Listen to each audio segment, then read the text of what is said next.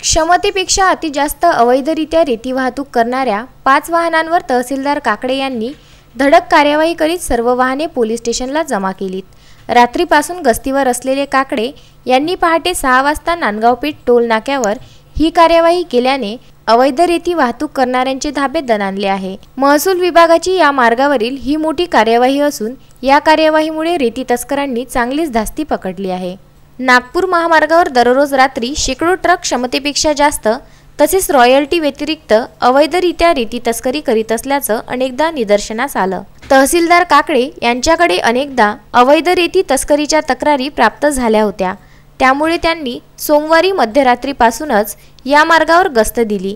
दरम्यान याबाबतची माहिती काही तस्करांच्या हाती लागल्याने त्यांनी आपले मार्ग बदलविले, परंतु नागपूर येथून अमरावती जाणारे ट्रक क्रमांक MH27 BQ 9991, MH27 BQ 9992, MH27 X7658, MH27 BX 5463, MH27 BX 0394 ही वाहने सकाळी 6 वाजताच्या दरम्यान टोल नाक्यावर येताच तहसीलदार काकडे यांच्यासह तलाठी RR फाटक, मंडळ अधिकारी धोटे, तलाठी मोरे, राहुल वानकडे, गावंडे, चव्हाण, ढोक यांनी ही वाहने ताब्यात घेऊन सर्व वाहने नांदगाव पेठ पोलीस स्टेशनला जमा केली आहे।